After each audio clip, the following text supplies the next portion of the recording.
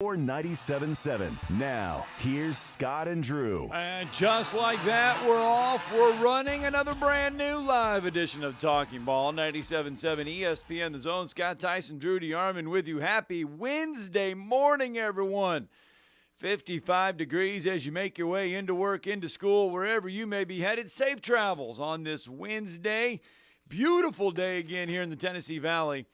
Get on out and enjoy it if you can.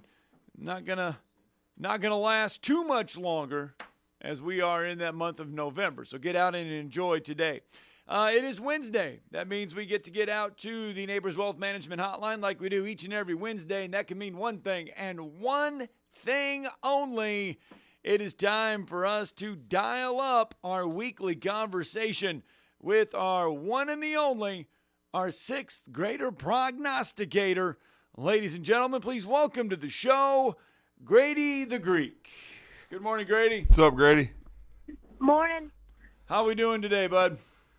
Good. Hey, before we get into the picks, and I sent a message along to mark on December 12th on your calendar for our. But yesterday at our meeting, we had to make a change, so I need you to mark, and hopefully your mom and dad are listening, December 14th on your calendar, not December 12th, December 14th. We had to move the date. Got some Buckhorn hoops. Yep, so our annual 97.7 ESPN The Zone holiday Christmas party that we give back is going to be at Flo, but it's going to be on December 14th, so I need you to be there on December 14th, not December 12th, December 14th. Okay, bud? Yes, sir. I'll be there. All right. With the crew. Yes. Bring as many of the Grady the Greek. Yeah, all the champions, man. As many champs as you want. Bring them all. Sixth grade champs. Bring them all. All right. So Speaking of champs, Grady. Last week, Alabama handles LSU. I think you went right with that one. He did. How did you enjoy watching that ball game? Well, the LSU game was great, and Milrow played his best game of the year, and the defense in the second half was the best I've seen all year. It was. It was an awesome second half, Grady. See? There you go. Hey, by the way, it wasn't targeting, was it? No. There you go. That's all we need. Yeah, just tell Tim Brando that. Yeah, I tried to on Twitter. I saw that what he said yesterday after the show. You're smarter than Tim Brando, Yeah. Grady. You don't wear purple shirts. You think he may have a purple shirt that he likes to wear. Do you have a purple shirt, Grady? No. There you go. I knew it. Okay. All right, Grady. So this week, Alabama has an early wake-up call. You got to get up early on Saturday for this one. 11 a.m. kickoff in Lexington against the Kentucky Wildcats.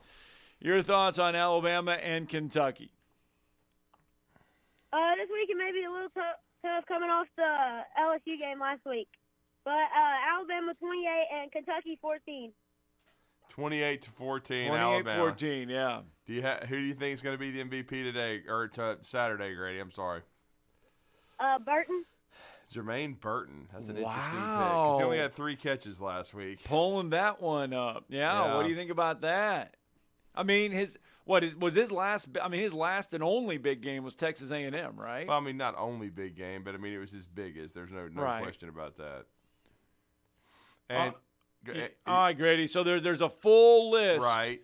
Full list of This is an SEC interesting games. bunch of games this week. Grady. What other ones are we going with? The Georgia and Ole Miss game. Oh, okay. Ooh. Very interesting. All right. What's your thought? Georgia 30 and Ole Miss 21. Oh. Okay, Wow. So he we thinks have an Georgia. entertaining game here. He thinks Georgia's going to take that one as well. Lane can't get it done on the road, according to Grady the Greek this week. So what Grady's got is Alabama winning against Kentucky and clinching the SEC West, and then Georgia clinching the East, as I believe that W would go ahead and clinch it. Yeah, pretty much. You are correct there. All right, Grady, got to give your shout-outs this week. Shout out to my friend Eli. Uh-oh. Okay. There you go. All right, we've heard of Eli before. Yeah, there you go. It's certainly he's is he a Bama fan, Grady? Sadly not. I tried to convince him. Oh, he couldn't convert him. Oh, that's all right, bud. Yeah, that's okay. It takes all of us to. Hey, that's to a goodie make pick the by world. Grady because he's got Ole Miss. He's saying take the points because there's a 10.5-point spread still. 10.5 for Alabama, Kentucky, and It's 10.5 for our 10 Georgia and a as well. half, yeah. So. Yeah. All right, Grady, bud. Enjoy the week of school. Before you go, Grady, I wanted to ask you: Do you still hate Tennessee? Yes. Thank you. All right. So again, mark December 14th on your calendar. We will see you at Flow on December 14th, and everybody can come out and say hi to Grady the Greek. There you go. Thanks, Grady. And I always will hate Tennessee. Good. That's a great thing, Grady. All right, bud. You're being raised right, son. Enjoy the rest of your day. Enjoy school. You too. All right, Grady That's the great. Greek, We can't kind keep him enough from to the join us. He's got to make his bus ride. If they're all listening, he's a superstar anyway. Look, I have a feeling that day, Yeah. I think the bus was a little early that day. Maybe it was because he's like, man, I got to get on the bus. We didn't spend hardly any time with him. We got to him right away. I think the bus driver got a little early, and I think we've made a note to the bus driver that it's got to slow the route down a little bit because we've got some important things to do on Wednesday. Yeah, Grady's. He writes out all this stuff. Yeah, Monday, Tuesday, Thursday, and Friday. If the bus wants to get there early, he go puts ahead. time in it, man. Wednesday, bus, you got to be a little bit labor of later. love there. Yeah, like we control the bus driver. All right, let's stay on the phone lines because LC is with us this morning. Good morning, LC. Morning, LC. Morning, gentlemen. I love the show. Hope Grady's right on that pick. I feel good about that. I'm sure you guys heard Coach Saban talking about the when the media guy asked him about the miracle with LSU throwing the Hail Mary in Kentucky. Did you guys see that when it happened? I actually did. It was kind of nuts. It was what they call the JP game or whatever, Jefferson Pilot back in the day. Yeah. Yeah, and Kentucky was already celebrating. They'd already poured Gatorade all over Guy Morris, and they thought the game was over. And then you saw the play. I mean, it was just an unbelievable throw and catch, and Guy Morris, if I remember correctly, about a month later was gone to Baylor, and recently actually he passed away in the last year. So. Yeah, that was unbelievable, that play. Well, listen, guys, the only time I've ever been to a game at what was Commonwealth Stadium. Now I think it's Kroger, check your groceries out yourself stadium. But anyway, the only time I've been to a game there was in 1988. Yeah. And oh Lord, you're talking about the Vince Young game, aren't you? Well, yeah, Vince Sutton. What am I saying? Vince Sutton and Gene Newberry. I started going through my Murray head Hill. going, when did Texas No, I just screwed that up. I'm screwed up about as bad as Brando. It's Wes's old teammate Vince Sutton and Gene Newberry had the shining moment of his career. Gene's a great guy, and Murray Hill went crazy that day. We were down 17-0, I think. Oh yeah, we were getting smoked. And yeah, I'm saying we and don't care. Shut up, Brando. We're going to get to this here in a minute. Seconds left in the game. I'm not sure if it was fourth down, but I believe it was. But anyway, it was seconds left when he completed that pass. The bootleg, Let me tell you, they were crestfallen. And, of course, I'm leaving the stadium giving them some roll tides and stuff, and I found out pretty quick I better just chill down a little bit. They take their football very seriously up there. I know they're the basketball school. Yeah. My uncle taught there for more than 30 years, so I was very familiar with Kentucky. And they show up, man, no matter what kind of season they're having.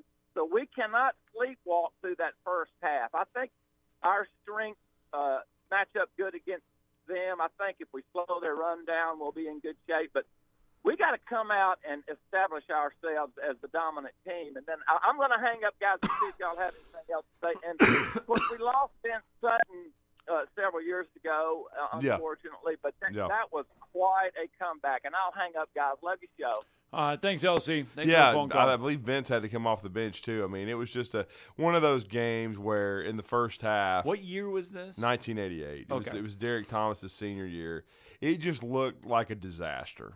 I mean, it just the way it started, and then Alabama kept chipping away. Alabama was banged up coming into the game. I believe it was Murray Hill's first start, and he went crazy and had over 100 yards. And I remember Kermit Kendrick, who was the safety for that team. They did an SEC flashback or whatever and did a special on it, and he said that Derek Thomas basically started yelling at the Kentucky sideline. He was like, and this is like when Alabama's down 17, he's like, "We are the University of Alabama, and you are not going to win." That's what he was yelling at Kentucky. In other words, like, we're coming back in this game. I will never forget, my parents were out of town or something. Yeah. My grandmother was over watching me, and she thought I was going to have an aneurysm because, I mean, I was watching the Sign game of the whole things to time. come. Yeah, I mean, because I was running through the house Right. screaming and yelling because I couldn't believe that, it was fourth down. William Curry, not one of my favorite people, decided to, go for it, and it was – and they had to score to win. And you're like, what the hell are they going to call, And then they called a bootleg, and Gene was wide open. I'll be honest with you. He was number 11. He was a former quarterback. I didn't even know who the hell he was. And they threw the ball to him, and I was like, wow, he's wide. And, of course, he was wide open. They weren't expecting him to throw to Gene Newberry, but Gene had his moment, which was awesome. And it was one of the great comebacks in Alabama history where it, LC just said, Kentucky's fans were crestfallen because they finally did break through, though. They beat Alabama in Dubos's first year about close to about a decade later in 97 in Lexington.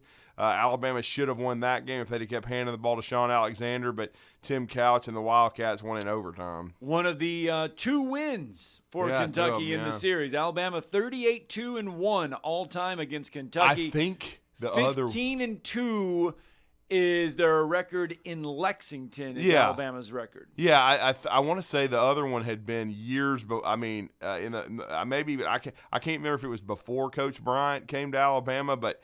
I know the one in '88, or excuse me, the comeback was epic, and then the one in '97. That's the one that I remember. Because the Alabama and Kentucky haven't played a ton, but they have played some. But I know they haven't lost to Kentucky since that game in '97. Well, since Nick Saban's arrival in 2007, right. Alabama has played in 27 games that have kicked off at 11:30 or 11 o'clock or earlier. Right. Alabama is a perfect 27-0 in those matchups. Interesting stat. Yeah. It's the second one this year. You're talking about in even non-conference, all of them. I assume it just says since his arrival. Now this is courtesy of the University of Alabama. Yeah, well that's got to be. It says since their arrival in 2007, Alabama has played in 27 games that have kicked off at 11:30 or earlier. Perfect 27-0. Because I couldn't remember the one his first year against Mississippi State when Coach Kroom was still there. Yeah. Alabama was winning toward the end of the half and then threw a pick six, and then for the rest of that game they ended up getting beat. And it's the last time Mississippi State beat Alabama. But I guess that was not an 11 a.m. game. Here's another one for you. With Alabama beating Arkansas 24-21 on October 14th. Alabama has won 17 straight games against unranked opponents. Right. Since Nick Saban has arrived, their record against unranked opponents, and this is where some coaches just get tripped up.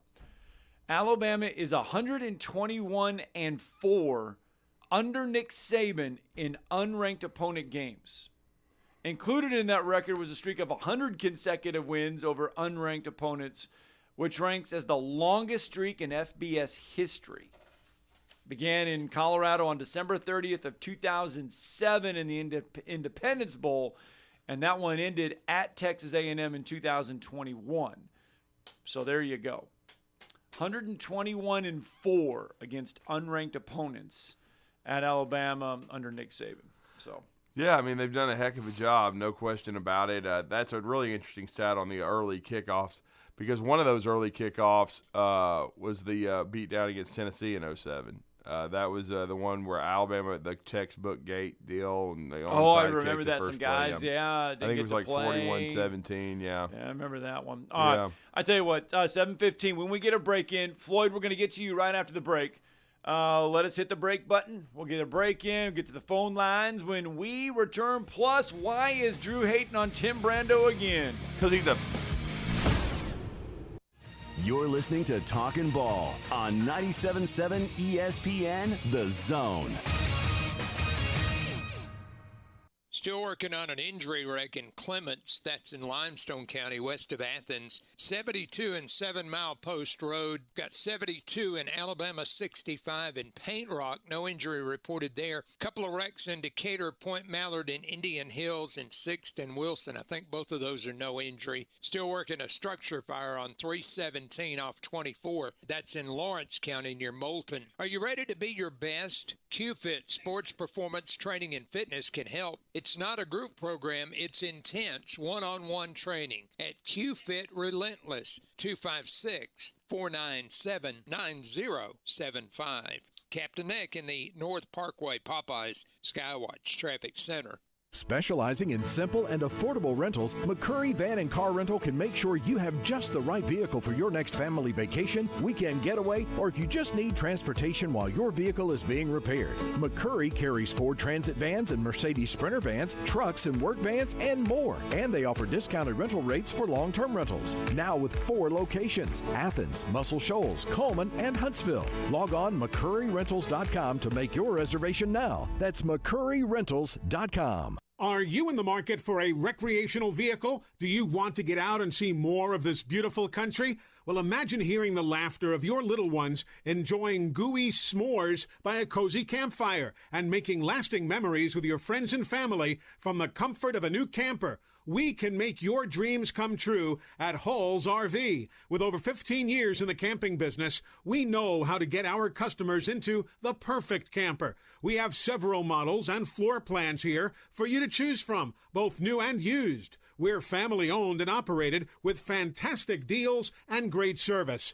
Everyone wants to work with people they can trust, so come on down to Hall's RV and get the deal of a lifetime. We'll treat you right and get you on the road in the camper of your dreams. Visit us on Highway 431 in Albertville. Hall's RVs, where we sell fun. Or see us on the web at www.hallsrvsales.com. Great food and the best live entertainment is what it's all about at the Furniture Factory Bar and Grill. Head to downtown Huntsville every Tuesday for karaoke on the only outdoor karaoke stage in North Alabama. Thursday night is the Valley's longest running and biggest bike night. Food and drink specials, giveaways, and live music on the patio. And the Furniture Factory menu is fully loaded with options from steaks to salads, plus a whole lot more. Featuring a weekday happy hour that starts at 3, 619 Meridian Street, downtown Huntsville, and online at FurnitureFactoryBarGrill.com.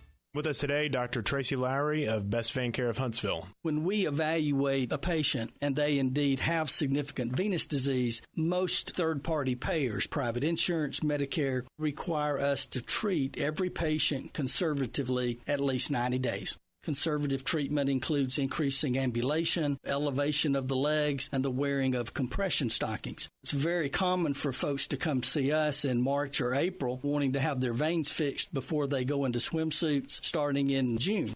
When we see someone in March or April, they're going to require at least 90 days of conservative treatment before we can even go to the insurance carrier to get permission to treat their veins. So if you think you have a venous problem, now is the time to come in and get a free screening so we can determine whether or not you need something evaluated. If you have a vein problem or you think you may have a vein problem, now's the time to contact us at bestveincarehuntsville.com. Are you tired of power outages disrupting your life? It's time for a Generac standby generator from Current Electrical. Storms may rage outside, but inside your family's powered up. So why choose Current Electrical for your generator needs? 1, we offer a wide range of models to suit every budgeted energy requirement. 2, our project managers handle every step of the process: power, gas, permitting, and inspections. 3, our certified technicians install your generator with precision, ensuring peace of mind. Don't wait for the next blackout. Call 256-880-1880 or visit us online at GenSuperstore.com. There you go. Welcome back to Talking Ball 97.7 ESPN, the Zone 720 on a Wednesday morning. We heard from Grady the Greek there. He's got Alabama going on the road to get a win over Kentucky and covering, and Georgia at home against Ole Miss. He has them covering as well. No, this wait. weekend. No. Because he picked 30-21. Oh, so he doesn't have. That's what I was right. saying. Okay, He's saying, take the points in Ole Miss, right? which he's is saying, a very interesting pick. He's saying Ole Miss will cover. Now he's got the Dogs 10 winning and in clinching the East. But I believe the spread is much like Alabama. It's about 10.5. Yeah, both are sitting at 10.5. Yeah. The Alabama-Kentucky over-under is 48.5. Interesting. So that's a lower scoring game. The Ole Miss-Georgia over-under is 58.5. And I believe Grady picked 28-14. So he's 42. So he's got it. He's saying take the under. Take the under and take Ole Miss covering. Yep. All right. Let's go out to Floyd real fast. Good morning, Floyd. Morning, Floyd. Good morning, guys. How morning. are you? Morning, sir. Just wondering, I saw a little film clip of Coach Saban after the game on the field, and I'm, I know I'm a little old school, and everybody wants to tiptoe around the NIL and the transfer portal and this, that, and the other. But I'm just wondering, is there some coincidence in the fact that since Coach Saban has gone back and I guess, for lack of a better term, started chewing bud again and coaching again instead of some other things, and players are responding. And then after the game the other day, he spoke with the Anderson kid who transferred to LSU, and his own camera telling him if you'd have stayed, you'd get more playing time. Yeah, I think that. I mean, as far as that goes, I think that's just kind of having fun with him a little bit, kind of poking him. No, I think he's telling the truth. The kid would be playing more. I think yeah. Yeah, I mean, they had a great plan for him. The kid was too immature, and he left, and he's basically a blocker. Okay, because look, I mean, LSU has a great offense, man. They've got two dudes that are in front of him right now. Like Brian Thomas Jr.'s had a great year. We all know Malik Neighbors, the cousin of the Neighbors family. He's had 2 straight monster years. He's headed to a high draft pick. They got Kyron Lacey, and I think, to be honest with you, just like at Alabama, Aaron Anderson's had trouble staying healthy. I think he wasn't healthy when he first got there. But if he had been more patient at Alabama, I think I think he definitely would have been in the rotation. Right. And I've said this repeatedly, and some people have given me some blowback on Twitter because they're not understanding. They keep saying, well, no, it was Drew Sanders that he really wanted to keep. No, that was Wild Turkey's fault. That was the year before. Wild Turkey wanted his boy Jalen Moody. He was a good player, but not a great player, while he had an NFL player in Drew Sanders that should have been moved to the inside linebacker spot. But that's another reason just to thank the Lord that Wild Turkey's at Ole Miss. But anyway, I mean, it was of the portal class that left last year, because there was double digits that left. The only one that he wanted to keep was Aaron Anderson. And none of them have put up great stats, but that's kind of what Floyd's saying. And I actually think Coach was just telling the truth, because I think he's – Coach Saban's a pretty transparent person, even though he knows how to play the media. Right. I think he was definitely telling, look, hey, you made a mistake. Had you stayed, you would be playing right now. You wouldn't be collecting splinters over there on the bench. I love the fact that he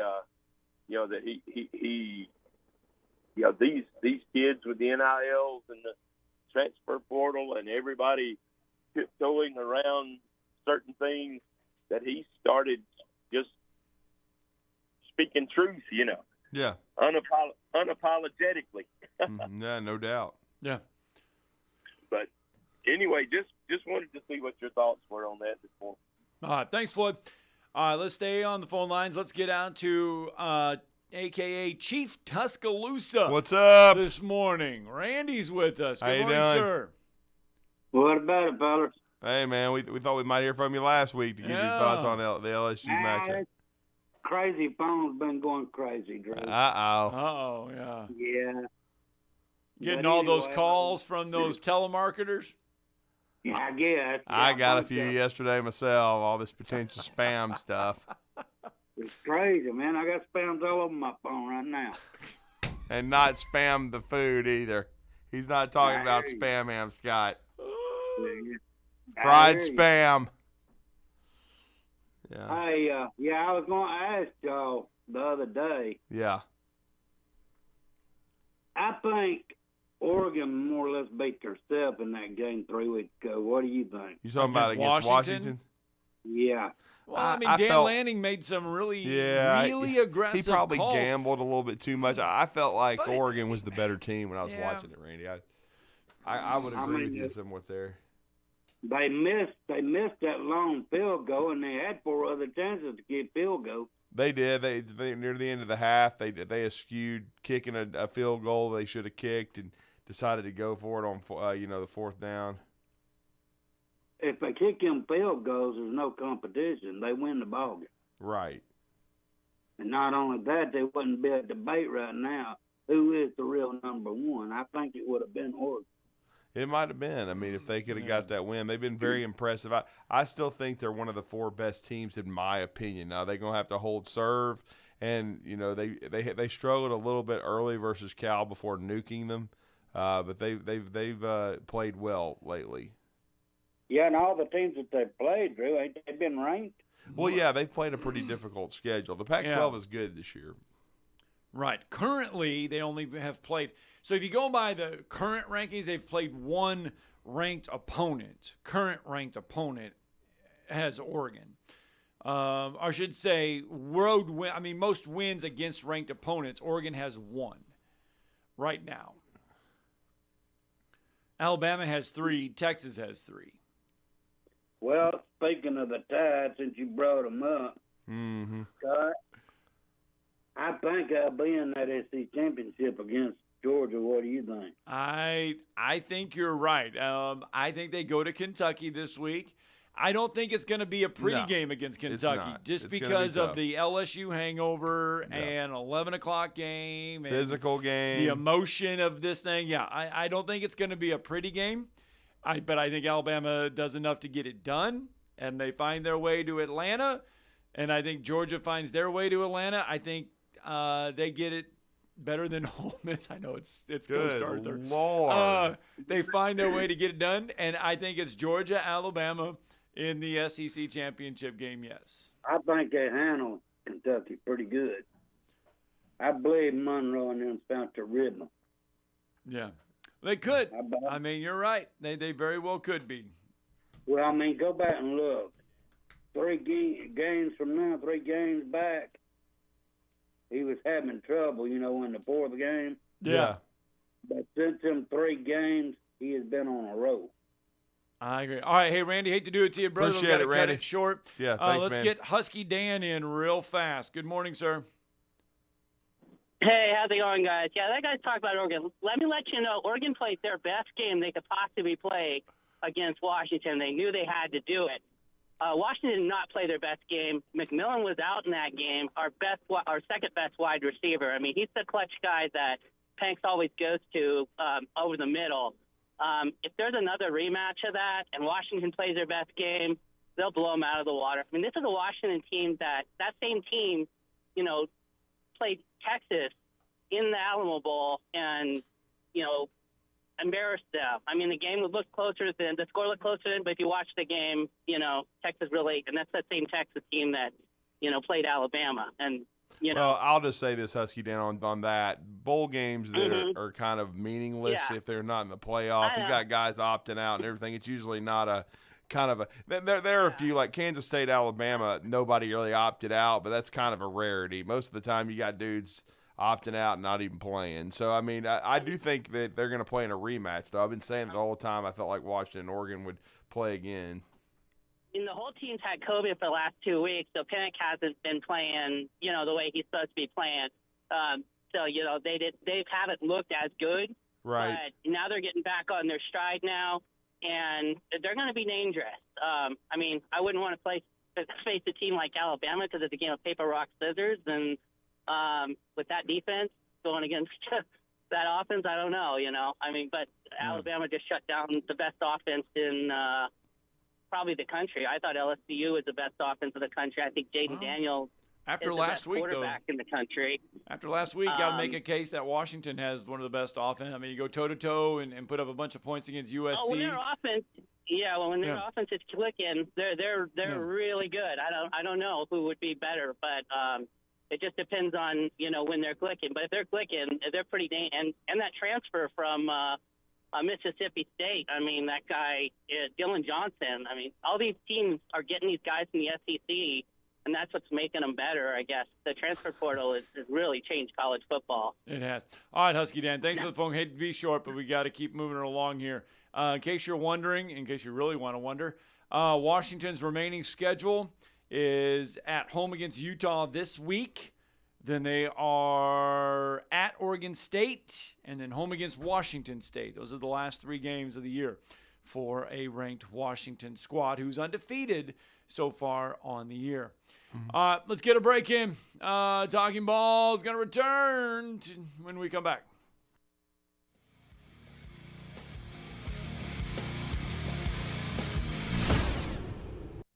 You're listening to Talkin' Ball on 97.7 ESPN, The Zone. From the Fox 54 Weather Center, I'm Chief Meteorologist Jordan Dressman. Plenty of sunshine this afternoon. Temperatures climbing into the lower 80s. Some of us could actually see the mid-80s.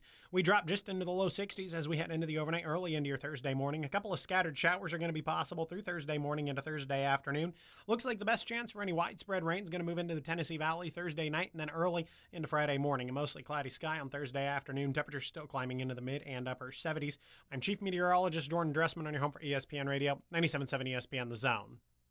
Still working on an injury wreck in Clements, that's in Limestone County, west of Athens. 72 and 7 Mile Post Road. Got 72 in Alabama 65 in Paint Rock. No injury reported there. Couple of wrecks in Decatur, Point Mallard, and Indian Hills, and 6th and Wilson. I think both of those are no injury. Still working a structure fire on 317 off 24. That's in Lawrence County near Moulton. Are you ready to be your best? QFit Sports Performance Training and Fitness can help. It's not a group program, it's intense one-on-one training at QFit Relentless, 256-497-9075. Captain Eck in the North Parkway Popeyes Skywatch Traffic Center.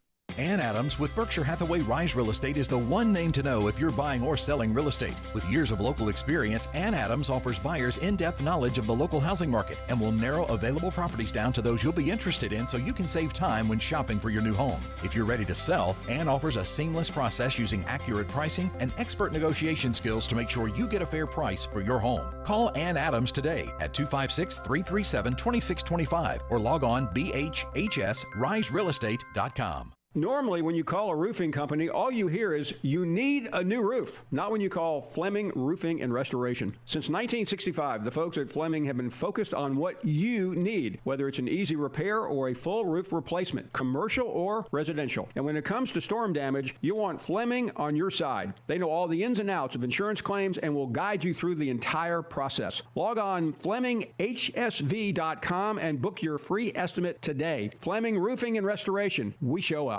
Here's Bobby White from Woody Anderson Ford on their service department. President's Award winner 2 years in a row. That's only given to the top 10% of Ford dealers in customer satisfaction. So we're very proud of the service department. And our body shop. If you happen to get into an accident, which not a lot of people just want to go down and see a body shop, but if you get into an accident, award-winning body shop. We have state-of-the-art paint booths back there. They're waterborne paints that we use, friendly for the environment. We've got our production system, the way things are in and out. We have the fastest cycle rate in town of getting your vehicle in, getting your vehicle out, and assured that it's fixed right. We take pictures before it's wrecked, and not only after, but we take it as we're putting the parts on. All done to above industry standards. So I'm proud of our body shop too. Don't forget our parts department. So if you don't have to need parts, performance parts, or just parts if you're a weekend mechanic. Woody Anderson Ford, located at the corner of Jordan and Sparkman, as well as Hughes Road and Madison. You can also check out the great deals at WoodyAndersonFord.com. There's nothing like the freedom you feel when you're on the water in your own boat from Freedom Marine in Guntersville. And when it's time to get your boat ready for cold weather, Freedom Marine is your best choice to winterize your boat so it's ready to go next spring. If you've been thinking about a new boat, Freedom Marine has a great selection on sale now with some of the biggest discounts they've had in a decade. For new and used boats, outboard sales, financing, service, and parts, it's Freedom Marine. Highway 431 in Guntersville and online at freedommarincenter.com. Work injuries happen in Alabama all the time, whether it's an accident at work, getting injured, lifting heavy objects, hurting your hands on a machine, or just performing the same movement over and over until your body breaks down. But when it happens, there's only one law firm to call in Alabama. That's Pond Lehocky Giordano. For personalized legal support, reach out to Pond Lehocky at 855-774-3838 or pondlehocky.com. The representation is made that the quality of the legal services to be performed is greater than the quality of legal services performed by other lawyers. All right, welcome back. Talking Ball, 97.7 ESPN The Zone on a it is a Wednesday morning. I so wanted to say Thursday morning. But well, it'll be here before we know it. It will be. When we sit in here tomorrow, we will be on a Thursday schedule. But right now, we're sitting on a Wednesday morning. It is 97.7 ESPN The Zone, Talking Ball. Scott Tyson, Drew DeArmond with you. And yesterday, we previewed, we had a fantastic conversation. We really did have a fantastic conversation on John Taft. And we had a great conversation with John Taft on the retirement of his jersey ceremony last night. Yeah, it ended up being a big crowd over there for Huntsville High for their tip-off against Lee Scott. It was a 63-45 Huntsville win. A lot of love was shown to John Taft. You remember the interview yesterday. It was for our first time featuring him, and he was very emotional, very very excited about the night. It went about as good as you could hope, and he had a chance to reconnect, with his old coach and mine as well, who means so much to this community. For 15 years, he was the head coach of the Crimson Panthers. His first season, he got a chance to coach John Taft in his senior year at Huntsville High. They won the Huntsville City Classic, which is now it was the Huntsville Times Classic back in that day. They had a great year that year. John was a tremendous player. And Coach Rich Valavichis has been kind enough to join us on the Neighbors Wealth Management Hotline and kind of reflect on his time coaching John Taft and returning to the Huntsville High Gymnasium last night to see all the festivities. Coach, really appreciate it. I know it's a busy time for you, but we always enjoy speaking with you. You're with Drew and Scott. Good morning. Yeah, good morning. It was a great night for Crimson Panthers last night. John, I was so happy for him that he got his jersey retired and his number retired, and it was a big night. It was, Coach, and I got to tell you, the first thing I thought, and you and I have kept in touch, and we've honored you at the Huntsville City Classic. We've also brought you back for Rodney Crone, who's been there for now 33 years as manager. He came on when I was there for his when we honored him. But it was great to see you. You and John look great, man. You guys, it looked like you could have thrown on my pullover, and John could have put on a uniform, and you used to tell me, get after it last night. Yeah. Well, you're very kind. I'm getting a little older. He's getting a little older. But John looked really good, everything. He looked like when he was playing at Huntsville High that time that in 1985 I coached him, and he was a really good player for us. What I remember about John is when he would drive to the basket, he wasn't afraid of anybody. He'd take it to the hoop, and he'll challenge you, and he was really good. And it was a pleasure for me to coach him. Coach Pettigo coached him for 3 years, and I had him for 1. And we had a real good year that year. We had some really good players on that team. Parker Griffith, he signed with LSU. And, John signed with Marshall. We had Brian and Pat McCool. We had Danny Moore, Terry Wright.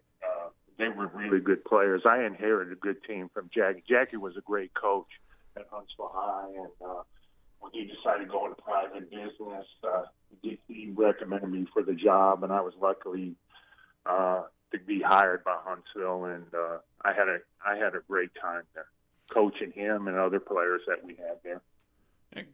Coach, hear all the time on the football side how great the city football was back in the day. It used to pack Milton Frank Stadium. I mean, couldn't get a mouse in there. What was the basketball like, though, in the mid-'80s as a coach here in the Rocket City? Oh, it was great. I mean, the coaches in the league, Jerry Dugan, who I missed tremendously. Yeah. He was a great coach at Lee. Ronnie Stapler had to go against him. Danny Petty. Jack Doss came on the scene. He's still coaching. These guys are really good, and it was really tough. And there was always great competition. There were great games. The crowds were good. They're exciting. I'm glad that Huntsville is, Coach Schweers is doing a great job with the team. I like their style of play and everything. And he's bringing the program back. And we were down a bit, but I think we're coming back, and he's doing a great job. The basketball back then was really good competition. They've produced some great basketball players in there.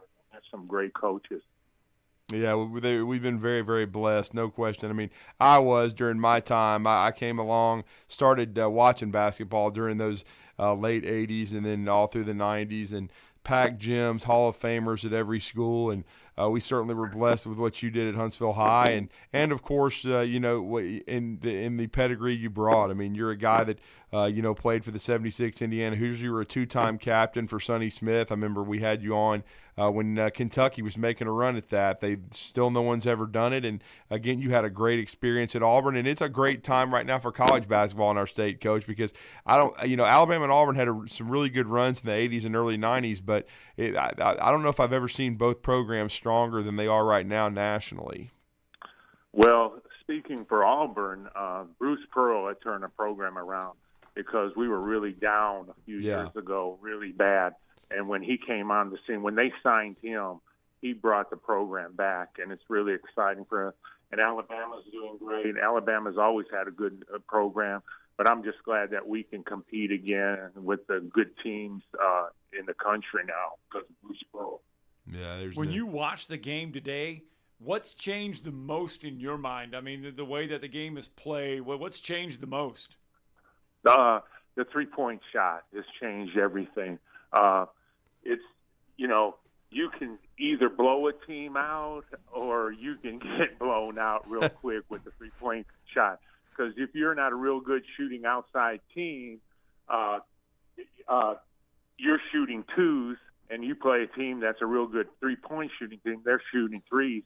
You're behind the eight ball a little bit there, and I think that's a big adjustment to everything. When I played, with the three-point shot wasn't in play, and I know that I would have scored at least a few more points when I was playing. Oh, he could shoot the rock. Yeah. I could shoot the ball from outside pretty good, and that's the big difference because the three-point shot is the big difference in the game.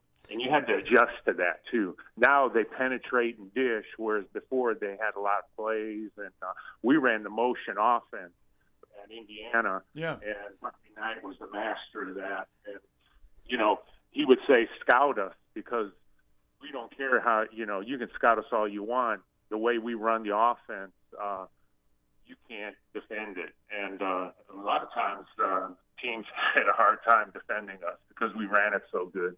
What made that motion offense so successful? Screening and then reading off the screen how the defender would guard you. If he guards you tight, when you would get a screen, you'd come off the shoulder and get the jump shot. And then if he would go under the screen, you would flare out to the corner. And then whenever we came down the court, we would come in different sets. You might have four guys there, and then we might get in a line, or we might have three people on the lane instead of two, and just different. You would screen away from the ball all the time and constant motion. And I saw a lot of good things in the high school game last night, that there was a lot of ball reversal, and everybody got to touch the ball before they shot it, and that's how it used to be played. Now it's a lot of dribble, penetrate, and dish type of game, and a lot of one-on-one. And that's the big change I see from when it used to be. I like a lot of ball movement, passing, and moving without the ball. And yeah, Coach, and I know you saw it last night. Caleb Harrison had a triple-double, but as you see now with a lot of the bigs, there's a lot of skill involved. Like he can step out and shoot the three. There's a lot of the there's not a lot of true post play anymore. A lot of the post guys are really, really skilled with the ball. Right, they are, and you got guys that are in the NBA that are 7 foot, 7'4". This Yanama guy from he plays with San Antonio. He's amazing. I mean, this guy is so tall, and he can do all kinds of things with the ball. It's amazing how the game is evolved and everything. Players are getting better and better. And that's because they have these summer leagues. They're playing all the time. They're always working on their game. The game is just getting better and better, and the talent is just getting better and better. And the coaching is better too. It's always been good coaching, but it's evolving. And players are so skilled now that even in a high school game last night, you're looking at a kid. He's going up to the basket. And I'm going, oh, yeah, that guy's going to lay it in, and he's dunking. And I'm going, this is crazy. Like, what's he got? He's got super shoes on or something because he just goes up and just jams it. It's crazy. The talent now in high school, it's unreal. Yeah, but it's funny, you watch the game, and Coach, you've kind of Coach Rich Vicious joining us on the Neighbors Wealth Management Hotline. But still, though, the principles are all the same from back in the day, though. I mean, there's still little bits of the motion in there. There's still little bits. And that is, I mean, we talked about it earlier this week, just how some coaches were ahead of their time and how their legacies are left. And a lot of these kids will never even know some of these coaches, like a Bobby Knight and the motion offense that he created for college basketball, but they're still running principles of it even today. Yes, they are. They are. The game hasn't changed. You got to, the passing, the moving, playing together. Do you gel on a team? Do you get along with each other? The successful teams are going to be the ones that they like each other. They work together. They get better all the time. That hasn't changed at all. The game is, how it was played 100 years ago, and it just gets better. But the players are more skilled now. It's just crazy how they have different programs. They eat better. They train better. There's just so much skill. Well, you guys didn't eat that good back in the day? No, nothing like you do now. We're getting McDonald's and the Burger King, before the game. And my mom, she would, she'd prepare fried shrimp for me before a game, and I'm going, oh my gosh, that's the most heaviest thing you could have, before a game. But I always, I knew I was ready to play a game because I would be nervous. Yeah, right. And then, like I'll go into a game, and if I'm not nervous, I'm thinking to myself, it's messing with my mind, because when I'm nervous and I run down the course the first time, the game is good. I'm fine. But I would have this ritual that if I got in a game and I wasn't nervous, I'm going, something's wrong with me, Yeah. But I would prepare by getting nervous before the game, and I would run down the court one time, and then I'm good. I'm good. I adjusted and everything. But I always prepared myself all the time for the situation. I would get nervous before a game, and I wanted to always think about what I had to prepare for. I was envisioning in my mind what I had to do on the court, do my job. But when you play for Indiana and Auburn, you don't think about scoring and stuff. You're just thinking about making the coach happy, because you don't want him chewing you out. Yeah, absolutely. So, when you play for a legendary coach, you want to do and I got to play 28 of the 32 games at Indiana, and the reason I did that is because I did what he wanted done. He says, you're going to play the way I want you to play, otherwise you're not going to play. So if I want to play at Indiana or if I want to play at Auburn, I'm going to do what the coach wants me to do. I'm not going to try to ever buck him and do my kind of thing. I'm going to try to go with the system. And when you do that, I think you become very successful. Well, you're one of the, few people that I've ever even talked to that have played against the great John Wooden. Yeah. Back there on that undefeated run. You guys played UCLA there in the Spectrum. That's right. When you look back at that and know that you were on the court playing against probably one of the greatest coaches, the guy that just did everything for UCLA, does that just kind of soak in a little bit? Yeah, we played it. I think Coach Wooden had retired right before then. And, okay. He retired the year right before that. We didn't play against, I think it was Larry Brown or it was Gene Bartow who was Gene the coach. Bartow, I think. Gene Bartow, my bad. So, yeah. I thought he was still the coach at that time. I'll tell you what happened in that championship game that was ironic is like the first minute of the game, Bobby Wilkerson, our great point guard, 6'7", lanky, tall, he could guard anybody. He gets hit in the temple and he's knocked out. And, oh, my gosh, this is our main point guard, and we're in the championship game. But nobody freaked out about that situation. We had a mission to do, and Jimmy Wisman came in, and he took over for Bobby Wilkerson. They carry him off to the hospital. He doesn't even get to play in the game. And Jimmy comes in. He's a reserve, and he did a great job in that game. And I remember Knight putting me in the game, and I had one shot that I took. It was like 53, 51, 50-something in the game. And I get a good screen at the top of the key, and I was fortunate enough to hit the shot, and then he takes me out of the game. So I had my one, shot of glory. He did. But, top of the key, man. Butter. Right at the top of the key. But the main thing is, what I remember about that, the reserves were real important in that game. You had your basic starters, Scott May, Tom Abernathy, Quinn Buckner, Bobby Wilkerson, all that. But Bobby got hurt. But the guys who came in off the bench performed in the game, and we didn't have a letdown there, even though we had a disaster in that Bobby got hurt and he had to go to the hospital. And we pulled it out. We ended up beating Michigan like 20 points. And they had a great team, too. They did. Wow. And we were, and I was fortunate to play on that team, and it was a great experience and everything. And I get people walk up to me, "Oh, you were on that team in '76," and I said, "Yeah, I had one shot that I got to take in it, and I was lucky enough to hit it." Well, I'm lucky enough to have watched the old videos when they would rehash those Final Fours, and it was a thrill for me. And I know I used to joke with you. I had a video game with that had y'all's team in it, and you were on it. It was awesome. Yeah. So I go ahead, Coach. My short shorts, I know. Oh yeah. Everybody looks at those shorts and they go, "Oh my gosh, you wore those things?" Well, I can tell you bring this. them back, Coach. They need to bring back the short shorts. We appreciate you. We appreciate your time, and I just want to let you know before we let you go. John Tapp did text me before you came on. He didn't even sleep last night. He was so happy to see you again and to just reconnect, and he really appreciated his experience and you coaching him, and we really appreciated seeing you last night and having you today, Coach.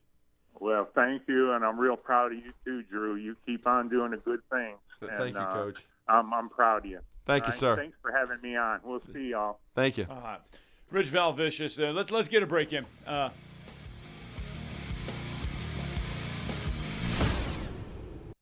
You're listening to Talkin' Ball on 97.7 ESPN, The Zone. Do you have discomfort in your legs? Varicose veins can affect not only how your legs look, but how they feel. Symptoms of varicose veins include pain, swelling, aching, heaviness, and fatigue. Dr. Tracy Lowry of Best Vein Care of Huntsville can diagnose and treat your varicose veins with the latest minimally invasive techniques.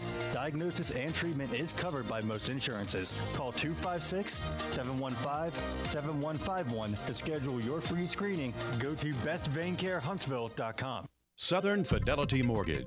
Think of them as a loan for everyone, offering more products than anyone else and the guaranteed lowest rates and costs in town. Of the 2,000 loans that Southern Fidelity Mortgage has pre-approved over the last 10 years, all but one have closed. That's unprecedented in the banking business. For FHA, VA, rural development, and conventional mortgages, for the best mortgage experience in town, it's Southern Fidelity Mortgage. Call Southern Fidelity Mortgage Company at 256-656-5936.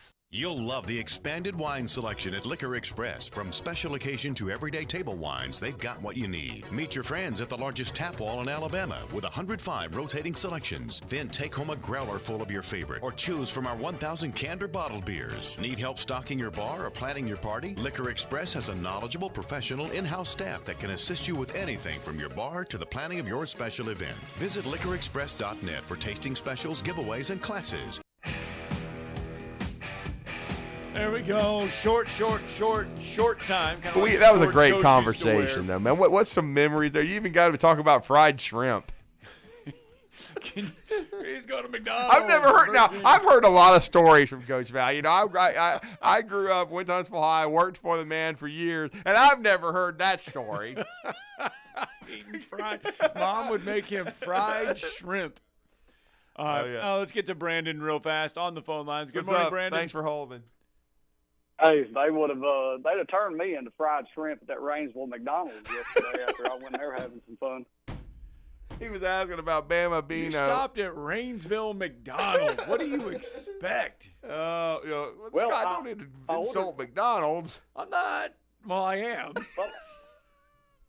Well, I went in there and tried to order the McPruitt. Oh, Lord. Yeah, and I thought I was going to have to send them to Tracy Lowry to get that lady's veins fixed in her face. So it was a good laugh. I'm surprised they didn't tell you the ice cream machine was out of order. Yeah, they need to put a flag up. Like, they need to have a flag, and when it's at half-mast, you know that the ice cream machine doesn't work. The flag would stay at half-mast. Agreed, but it'd be almost as good as that referee in the Chiefs game the other day that was calling the penalties in German. It would at least be an attempt, and I could give him a clap for that. And but no, I was there. I had to go over to Arab, Alabama yesterday, and I thought I would run through the McDonald's over there in Rainsville and have a little laugh out of that, but they did not think that was funny. Not funny at all, but I thought it was really good. So. And I was going to get back to Scott about food and tell him my buddy is not in Des Moines. I did not listen to all of it. Okay. I had to go back and reread that text. He's in they flew into Sioux City and are doing something there. And he went to this place, Archie's Wayside, in a place called Lamar's. Lamar, something. And he went there and they played golf at Willow Creek. And he said he got the 7-ounce tenderloin and lobster, and it was $59.99. Woo! Lamar's, if I'm looking here on the map, I'm pretty sure that's on the far western side of the state, close to, I think it's close to the Nebraska, South Dakota border over there. It's on the way western side. I don't get over there too often. That's a little bit. Tonight, they're going to Iowa Brewing Company. Okay. All right. There you go. Sorry for the short time, but that's hour one in the books. We've got 60 more minutes here of fun. Cody Grove's going to join us next. We got to crown a Bryant Bank Team of the Week. We'll do that.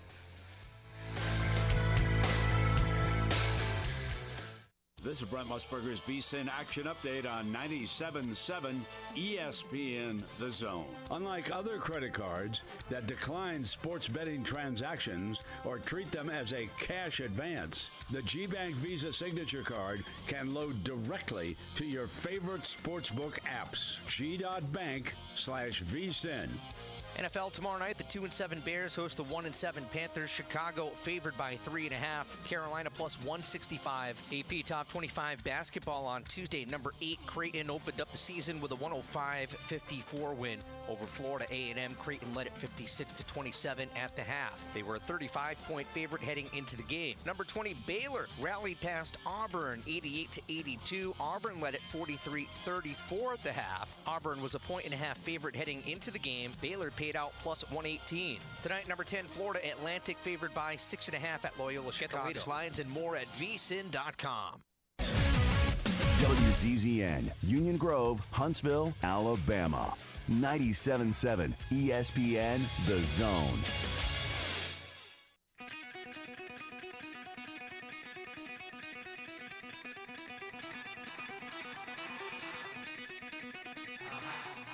Welcome to Talkin' Ball with Scott Tyson and Drew DeArmond. Call into the Neighbors Wealth Management Hotline now, 256-576-4977. That's 256-576-4977. Now, here's Scott and Drew. Each week, they lace it up. Each week, we'll present our Team of the Week. Get it in here! I got one thing to say! So it's time for the Bryant Bank Team of the Week presentation. It is. This week marks round 1 of the Alabama High School Athletic Association state playoffs. And if you want to see a game tomorrow night, you've got a pretty good chance of seeing one. How many have been rescheduled? 15 games in North Alabama have been moved to a Thursday night. Mae Jemison will travel to Parker. Florence will travel to Thompson. Lawrence County's at Pleasant Grove. Boaz is at Southside. Central Florence is at Cherokee County. Etowah is at West Morgan. Fultondale is at Deschler. Colbert County's at Winfield. Oakman is at Mars Hill. Hatton is at Sulligent. North Sand Mountain's at Locust Fork. Lamar County's at Tanner. Collinsville's at Southeastern. Marion County's at Hackleburg. And right here on 97.7 ESPN The Zone, you're going to get Buckhorn at Mountain Brook. Those are the Thursday games. But our 97.7 ESPN The Zone Bryant Bank Team of the Week, they are still playing on Friday. And, of course, that is the Athens Golden Eagles. Yes, they are. They have had an amazing regular season. They're 8-2. They're going to go on the road to Oxford. They play in a very difficult region.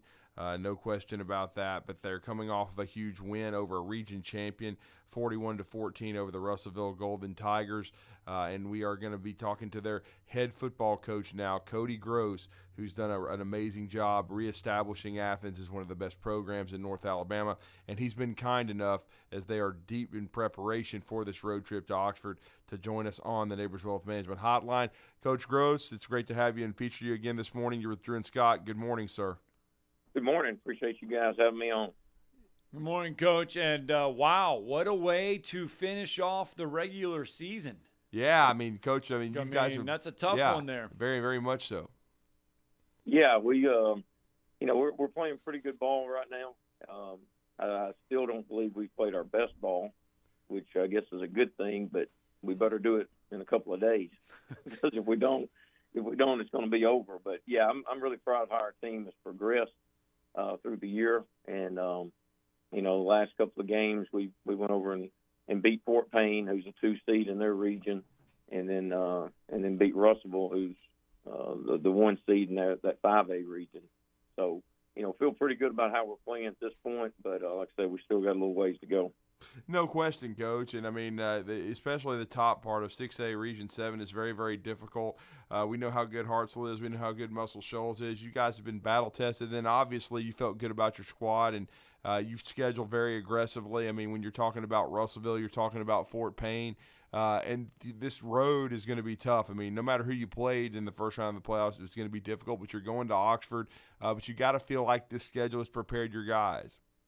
Yeah, that's the plan when we put it together. We play Bob Jones early, and and then again, like I say, Fort Payne, Russellville, and then obviously playing Muscle Shoals, Hartselle, Decatur, Coleman. Our region in itself is tough. So, I feel like our guys are battle tested. We've been in some really, really tough football games that have gone down to the wire, So when you get to the playoffs, obviously you got to be ready for that. And, some teams are not going to be ready for that because, and some of it's not their fault. You can look at some of these other classifications and teams haven't been tested at all. And, I think that may come back to bite them a little bit when the playoffs roll around. But, Oxford's going to be a heck of a challenge for us. They've been tested. They're in a tough region. And also, they schedule aggressively as well. So, but I feel really good about our guys, love our guys, feel like our guys are going to go in and compete, and they won't back down from anybody. You mentioned close games, and you've mentioned you've had to kind of dig down deep. One of those, was just 2 weeks ago, 29-28 at Fort Payne, an awful tough place to play. I know you learn a lot about your team, and you learn a lot through the region. What did you learn about your team maybe that you didn't know 2 weeks ago at Fort Payne? Well, it just kind of confirmed some things. But, we were down 21-14 with 3 minutes left in the game, and we tied up. And then they go down and they score with 40 seconds, with 36 seconds left. They actually had the ball on the one with 40 seconds left, second goal, and we let them score, which I've never done in my life. It goes against everything I believe in. But, the game was going to be over if they were able to run the clock. So we let them score, got the ball back, and went down in 36 seconds, drove it 80 yards to win it, and then went for two to get the win. So, our guys have been in those situations at the end of half, end of games, feel like if we have the ball at the end of the game, we got a chance. And defensively, we've continued to improve. I just saw guys in that game, really rise to the occasion, step up when they needed to be great. And, we got a few guys on our team that have what John Wooden called competitive greatness, being at your best when your best is required. And we've got some guys on our team that are that way. Yeah, no question. And as you were saying after the Russell game, your guys like to rise to the occasion. They played a great second half to put a good Russellville team away. And this is an offense, Coach. You've got to feel pretty good about it because in the playoffs, balance is going to be key. Depending on the matchup and your opponent, you may have to approach the game plan differently depending on offense, defense, especially kind of how they play in system-wise. But, I know your son Brogan's had a great year as a junior, but talk about this offense you've got. It's a very balanced attack, and I know you've always believed in running the football, but you guys have been very explosive throwing it this year as well. Yeah. If I had my way, we'd never throw the ball at all. We'd just take the air out of it. But we have some really good skill guys. Jay Sean Ridgel, who's committed to South Alabama at receiver. He's an unbelievable player, dynamic. John McIntyre is a 6'3", 230-pounder that plays running back, H-back, inside, outside receiver. Very, very versatile and creates some matchup problems. I don't understand how he doesn't have a Power 5 offer yet. He's an unbelievable football player. And, again, 6'3", 230, runs away from people. We got Johnson Spiegel and Caden Dumas at receiver that people kind of overlook because of those two, but they're unbelievable players. A lot of savvy. Silas Jones is a 1-2 punch with McIntyre at running back and is a different type of runner. He's got great vision. He's a slasher. And he's been really key for us because it's allowed us to put McIntyre in some different spots. And our offensive line has been great. We got Spencer Dolan, the junior, is committed to Auburn. Jeff Shinkunas, who's as fine a high school offensive lineman as I've ever coached. He's a junior. You go across the board. We've got some good guys up front. We can get in some different personnel groupings, and we can run the football out of some heavy personnel groupings, and then we can spread it out and throw it around. And like I said, Brogan Gross has done a good job. 26 touchdowns and over 2,200 yards in the regular season. But again, got good guys to throw it to, and we are pretty much balanced, I would say, offensively. Well, Coach, you touched on it a little bit. You mentioned that Oxford has been battle-tested, and we know that. But what have you seen from Oxford on film? What do you see with this matchup on Friday night? Well, they got dudes all over the place. The quarterback, the Mims kid, he's a junior. He got offers from Mississippi State, Vanderbilt, Louisville, maybe some other places. They got the Britt kid, a defensive end. He's a 10th grader, and he's got Power 5 offers all over the place. And 2,000-yard receivers. They got a great 1-2 punch at running back, probably as good as you'll see in the state, regardless of classification. Really good offensive line, and then really, really solid defensively. I think they're giving up 14 points a game. Their inside linebackers they're fast and they're physical. I think their front is very, very athletic, and they got a lot of speed and quickness and create some problems for you. They're hard to block. And then the secondary, they've got good players, really good in special teams. They're really good at blocking kicks. Got some great return guys. So, I mean, everywhere you look, they're solid. You look at them and go, oh, where can we find a hole? And, there are really no deficiencies in that team. And, but that's what you expect in 6A playoffs. I mean, I don't know that anybody's playing anybody that's got holes. Mm-hmm. That's exactly right. It's going to be a tremendous, playoff run. But I remember, Coach, when you were OC and Athens won it in 06, it was a great playoff run for you guys. A lot of tough games from the first round to round 5 when you guys beat. You follow to win the state championship. State championship runs are never easy, and if you're going to make one, it starts on Friday. Yeah, that's right. And you bring that up. We talked a little bit about that because Alan Creasy, who was the head coach then. That's right. Is helping us. He's coaching linebackers. Awesome. And he's got a full-time job selling weight equipment. He comes over and has been a vital piece of what we're doing. And we've talked about it. There are a lot of similarities between this team and those teams. I was with Coach Creasy. We were a 5-5 team in 04 and went to the semifinals. We were a 6-4 team in 05 and went to the quarterfinals. And then we were a 7-3 team and a 3 seed that won the state championship in 06. And, so it can be done from lower seeds. The road's a little tougher sometimes.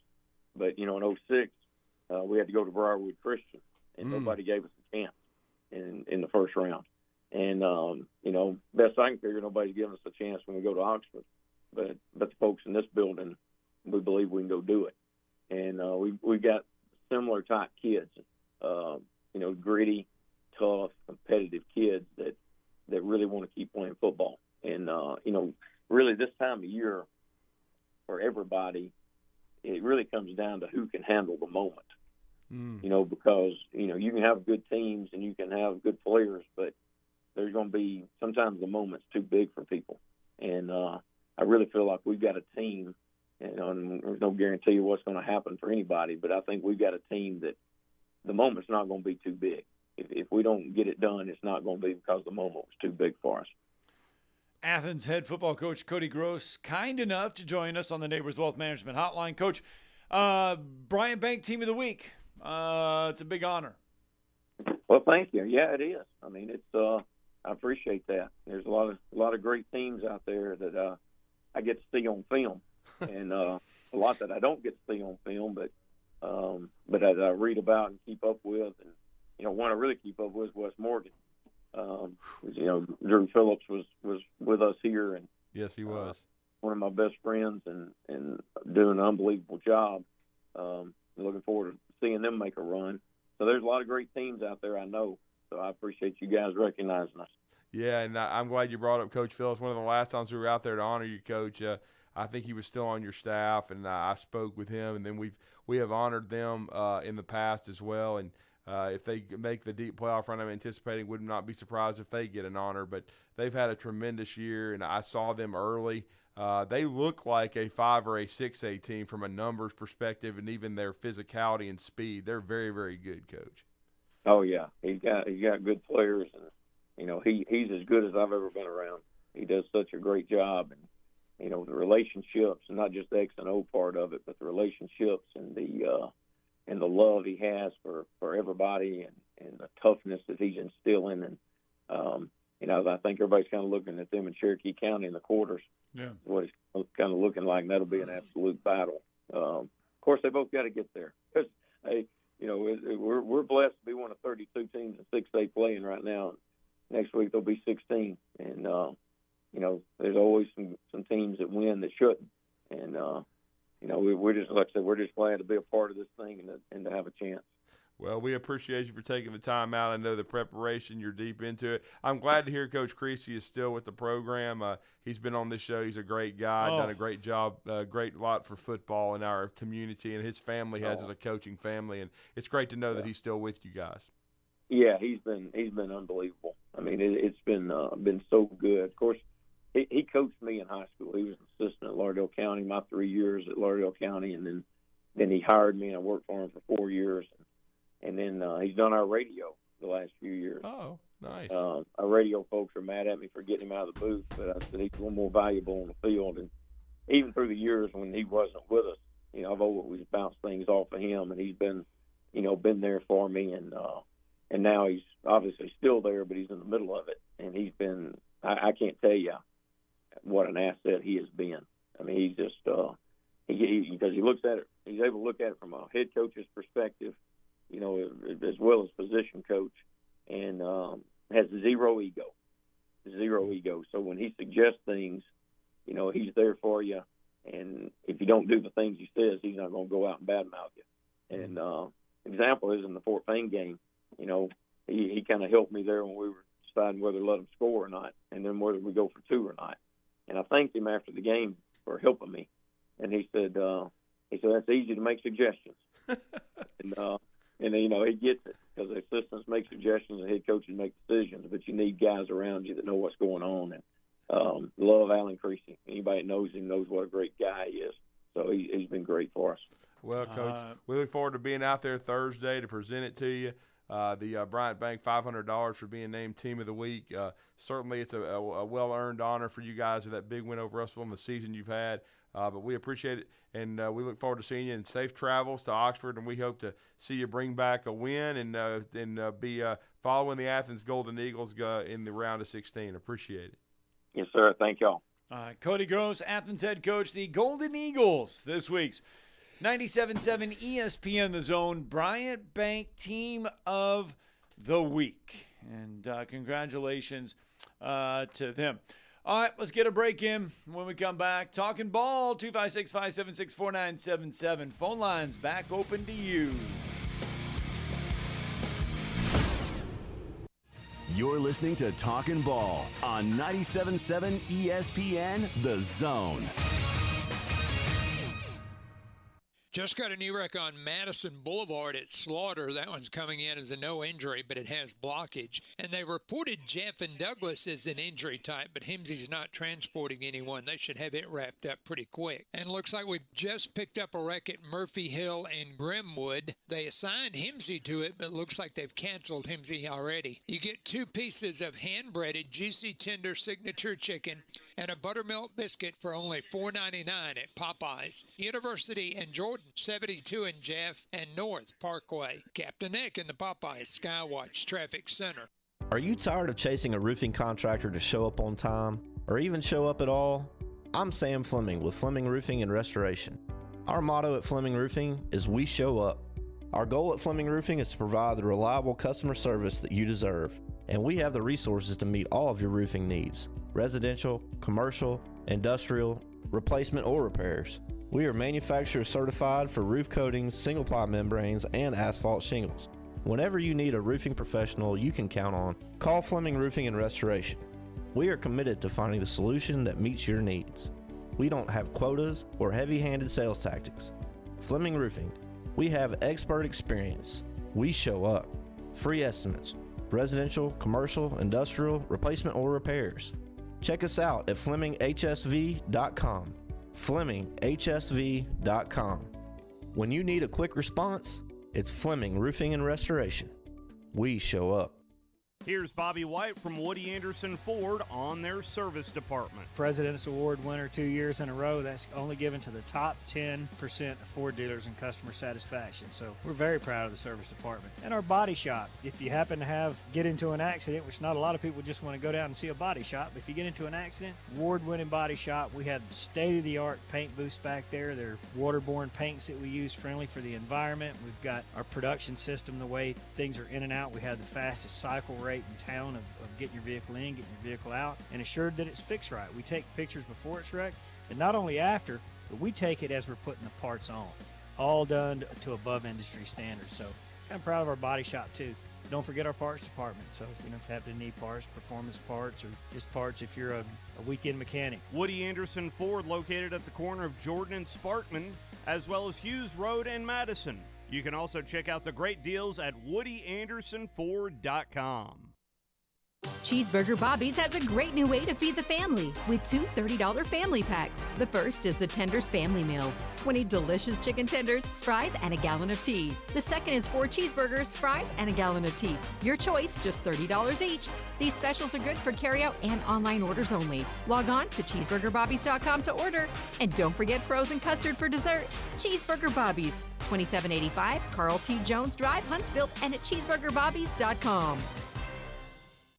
The new favorite place for delicious Mexican food is Coralejos Mexican Grill in Huntsville. Check out their reviews on Facebook and you'll see what people are raving about. Enjoy drink specials all day Monday through Thursday, like house margaritas for $3.99 and 12-ounce drafts for $2. Even vegan-friendly entrees on Monday starting at $5.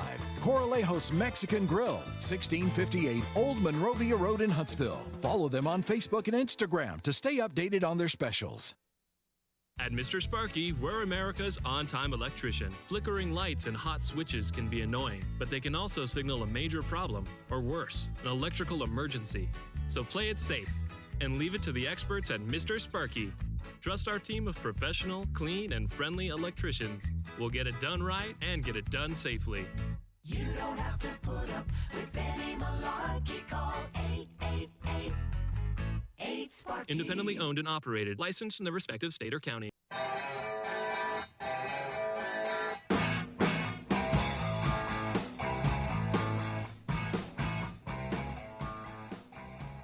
We still scored 39 points in the second half, so it wasn't the second half offense. Was our second half defense, our saying that having them bonus in 5 minutes of basketball in the second half, our put him in a foul line 21 times. We got to do a better job of staying in front, better job of moving our feet. I just thought it's a big game. It's a big game. I just didn't expect it to be, I didn't expect Baylor to go to a foul line 34 times. That's Bruce Pearl after the Auburn Tigers fall to the Baylor Bears last night, 88-82. Auburn, you could say 30 minutes, 32, 35 they were up 9 minutes, at the half, kinda 43-34, yeah. Wasn't until the last 4 or 5 minutes that Baylor tied the game and then took the lead. Yeah. But a lot of it was from the free throw line. Baylor shot 34 free throws, as Coach alluded to there. 88-82. In his debut, Auburn freshman point guard Aiden Holloway led the Tigers 19.6 assists. Jonai Broom 16 and 11. Denver Jones Played had well. 13 in his first Auburn game. So Auburn falls to Baylor, 20th ranked Baylor, to open the year. 256-576-4977. Ryan is with us this morning. Good morning, Ryan. Good morning, guys. How are y'all doing today? Good. How are you? I'm doing good. So I watched, with many others, the CFP rankings that came out yesterday. Right. And I have a legitimate question. People are telling me that it's not going to happen, but I just have this feeling that Ole Miss is going to find a way this weekend. They feel like the 2020 Texas A&M team to me. They're not that great. They're going to find a way to win a game that they shouldn't. If Ole Miss beats Georgia this weekend, do they jump Alabama? I know that that we hold the head-to-head, but because they beat Georgia in Athens, do they jump? How do they do the rankings? So what Ryan is referring to, the rankings right now is Ohio State 1, Georgia 2, Michigan 3, Florida State 4. The top 4 didn't change. Top 5 didn't change. Washington number 5. Oregon number 6. Texas number 7. Alabama 8. Mississippi 9. Oregon has number 6. They're the first one-loss team, followed by Texas, Alabama, and then Mississippi. Ole Miss, they're at 9. Do you think if Ole Miss goes on the road, which would Alabama still has wins against 3 ranked teams. Ole Miss Alabama has beat 2. Ole Miss by 14. Alabama beat the hell out of Ole Miss. It should not Right. matter. If Alabama beats Kentucky even on the last play of the game, Alabama should be ahead of Ole Miss even if they win at Georgia. I don't care if they win at Georgia. That's a great win, but Alabama head-to-head beat them. And that's why people are worried about the Texas angle, but I think Texas will gag and lose a game. But Texas is ahead of Alabama yeah, because but of their win. I don't see if they're both one loss. I don't see how you can jump Ole Miss over Alabama. I just don't. Yeah. Look, if they don't move Georgia ahead of Ohio State when Georgia beats a ranked team, Ohio State struggles against an unranked team. Yeah, Ohio State looked crappy against Rutgers. Yeah, I don't think they would move them up. Probably stay the same. Yeah. Okay, I thought they might hold serve, but I don't know. I just have this feeling that it could happen. I mean, Ole Miss just seems like that sneaky team. Well, here's the thing, though, to look at, too. So let's say that does happen. Let's say Ole Miss goes on the road. They beat Georgia. Alabama beats Kentucky. And next week the committee says, okay, great, Ole Miss, you're ranked ahead of Alabama. It means absolutely nothing, even if they do that, because – Alabama would have clinched a spot in Atlanta. No, yeah. If they beat Kentucky, yeah, no matter what. If they beat, yeah, so they clinched a spot. So Alabama would be playing in the SEC championship game. Alabama then would have a chance to win one in Atlanta. So for the week, yes, Ole Miss fans would be happy. In the long run, Alabama still would have a shot to leapfrog them back going into the final playoff rankings. Yeah.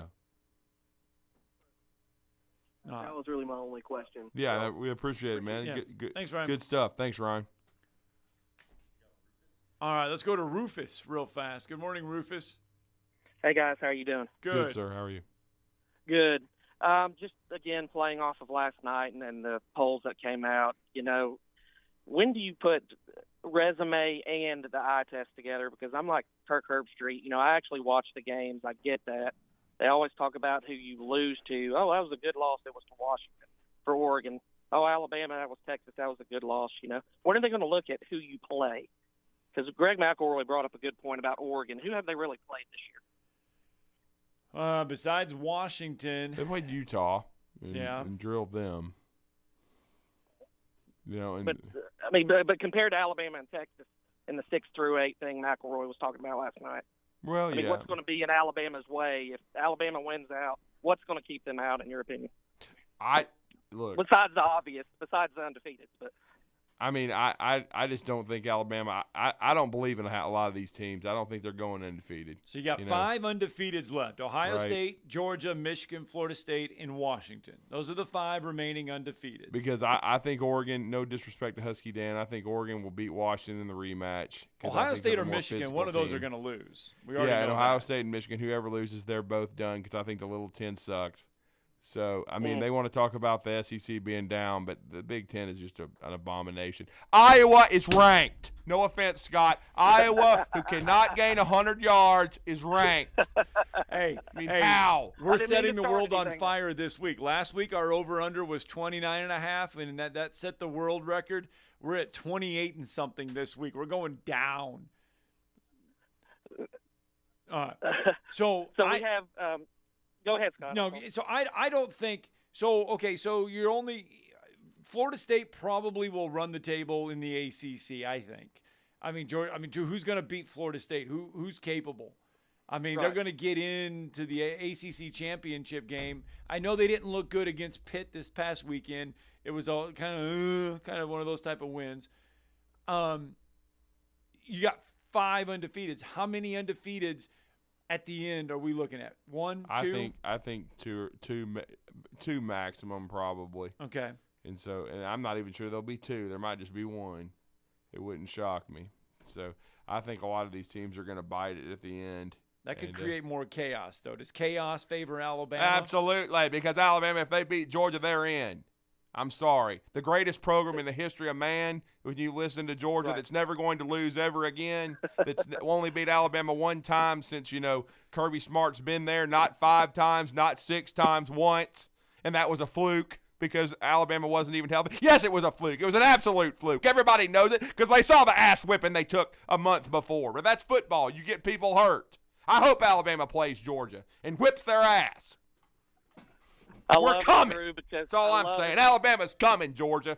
You better hope Alabama loses to Kentucky because you don't want none. Because, Drew, you remind me of Coach Ditka. If you don't like playing big boy ball, get over there on the sideline and get Coach Ditka to get you a juice box. I mean, hey, man, that's all I'm saying. I think Georgia is really, really good. They might be the best team in the country right now. I love Brock Bowers. He's as good a tight end as I've ever witnessed. I have great respect for what Georgia's accomplished. But to say Alabama's afraid of Georgia is the biggest bunch of bull crap that was ever told. I agree. Piss on them and bring them on. And everybody talks about SEC bias. Is there a Big Ten bias? Everybody's saying the loser's already in. Well, of course there is, because these idiots like Dennis Dodd think the Big Ten's great. I think if Alabama was in, if it was Georgia 1 and Alabama was 3, kind of like Ohio State, Michigan, we'd be saying the same thing. I think we'd be talking about the same thing, that, the SEC is going to get 2 in. I think it's just because the Big Ten has 2 teams inside the top 4. That's why we're saying that. Michigan has to go to Penn State this weekend. James Franklin has not proven that he can. James Franklin gets 1 win a year that we're not expecting sometimes. This could be that weekend. If Penn State goes and plays a perfect game and beats Michigan, who knows? I mean, that could create even more chaos. Well, and let me once again elaborate on what I'm saying. Georgia would be favored over Alabama right now. I have no problem with that. They should be. Right. Okay? Right now, and I think they were better than Alabama last year. I think they would have beaten Alabama. I don't think Georgia wanted to see Alabama in the SEC championship game, but would Georgia have likely beaten Alabama? Yes. So I have paid respect to Georgia. I've never said that they were overrated or anything like that. They're very, very good. But the narrative that's out there that, they're untouchable and nobody can compete with them, that's not true, because Ohio State gave them all they wanted. Missouri gave them all they wanted last year. You're always going to be tested. This year, Auburn gave them all they wanted. Right. In Jordan-Hare Stadium. Right. So Missouri, I still think Missouri, yeah. tested them a little bit. I still think they've got tests down the road. No question. And there may be one Saturday. We'll see. I mean, there are some people that think Ole Miss has a shot. Personally, I like Georgia in the game. I don't see them losing in Athens. To me. And then you have Tennessee the next week, so you never know. You never know. Right. Go ahead. Guys, real quick, I remember the Coach Val, Stapler, or Dugan days. They were great times. That was a great interview with him. And real quick, I didn't know if you got my name. It was Rufus. And you were talking about my boys Bill and Ted yesterday. Oh, there we go. Yeah, and I just have one more thing to say, if you'll allow me to say it, and I appreciate you guys, okay? You ready? Right. Yeah, go ahead. San Dimas High School football rules. Yes! Yes! Yeah. Yes! Thank you, guys. That was the best presentation ever, because the whole crowd was sitting there going, huh? San Dimas High football rules, and everyone just loved it. All right. Thank you, sir. That's where, remember, the stepdad dated didn't he marry one of the kids that Bill and Ted went to school with? And that was, I don't want to call you mom. I love that movie. This is the original. Don't need the second and the third. Yeah. All right. John Hale's going to join us coming up next. I don't know how he follows that. You're listening to Talkin' Ball on 97.7 ESPN, The Zone. From the Fox 54 Weather Center, I'm Chief Meteorologist Jordan Dressman. Plenty of sunshine this afternoon. Temperatures climbing into the lower 80s. Some of us could actually see the mid-80s. We drop just into the low 60s as we head into the overnight, early into your Thursday morning. A couple of scattered showers are going to be possible through Thursday morning into Thursday afternoon. Looks like the best chance for any widespread rain is going to move into the Tennessee Valley Thursday night and then early into Friday morning. A mostly cloudy sky on Thursday afternoon. Temperatures still climbing into the mid and upper 70s. I'm Chief Meteorologist Jordan Dressman on your home for ESPN Radio, 97.7 ESPN The Zone. Had a confirmed entrapment on that accident Parkway and Mountain Gap. They've gotten the person out now. It sounds like just minor injuries. Had one with no injury, Madison Boulevard and Slaughter. Jeff and Douglas had injury. It should be clearing. Picked up Murphy Hill and Grimwood. They assigned Himsey, but they canceled on it. From routine care to heart failure, Dr. Randall Burns and the team at Huntsville Heart Specialists have the expertise to care for all matters of the heart. Captain Nick in the North Parkway, Popeyes Skywatch Traffic Center. Ann Adams with Berkshire Hathaway Rise Real Estate is the one name to know if you're buying or selling real estate. With years of local experience, Ann Adams offers buyers in-depth knowledge of the local housing market and will narrow available properties down to those you'll be interested in so you can save time when shopping for your new home. If you're ready to sell, Ann offers a seamless process using accurate pricing and expert negotiation skills to make sure you get a fair price for your home. Call Ann Adams today at 256-337-2625 or log on bhhsriserealestate.com. Do you have discomfort in your legs? Varicose veins can affect not only how your legs look, but how they feel. Symptoms of varicose veins include pain, swelling, aching, heaviness, and fatigue. Dr. Tracy Lowry of Best Vein Care of Huntsville can diagnose and treat your varicose veins with the latest minimally invasive techniques. Diagnosis and treatment is covered by most insurances. Call 256-715-7151 to schedule your free screening. Go to bestveincarehuntsville.com. You've got to experience Toyotathon at Bill Penny Toyota. They've got the selection with over 700 new Toyotas to choose from. And they've got the extras with Bill Penny perks and a 10-year unlimited warranty. So get on over to Bill Penny Toyota today and experience Toyotathon. Bill Penny Toyota in Huntsville and online at BillPennyToyota.com. Bill Penny's Toyota 10-year unlimited warranty is valid through the 10th year of ownership. Valid on new vehicles only. See dealer for details. Hi, my name is Dan Aldridge. I'm here to let you know about the Aldridge Law Firm and the soon-to-be-announced Legal Town Center. I've been practicing law in Alabama since 1984, and I also practice in Tennessee. And I'm from North Alabama, and I'm here to represent you and take care of your legal needs. For many of us, hiring an attorney is not high on the priority list, and maybe a little scary. But it's something that we all need at some point. So by all means, do your homework. And if you need representation for car accident, wrongful death, medical malpractice, nursing home abuse, or estate planning, or any other matter, just give us a call at 256-534-3188. And you can email me at Dan, that is Dan at danaldridgelaw.com. Dan at danaldridgelaw.com. God bless America. No representation is made that the quality of legal services to be performed is greater than the quality of legal services performed by other lawyers. The kitchen is the heart of any home. It's where the family gathers. It's where kids discover old recipes and make them their own. Just starting out or just now getting started on the dream kitchen you've always wanted? I'm Chris Haygood, and from all of us here at Bob Wallace Appliance to the home builders and the homeowners of the Huntsville area, a heartfelt thank you for buying local. We're in Huntsville, Florence, and Coleman, and online at bobwallaceappliance.com.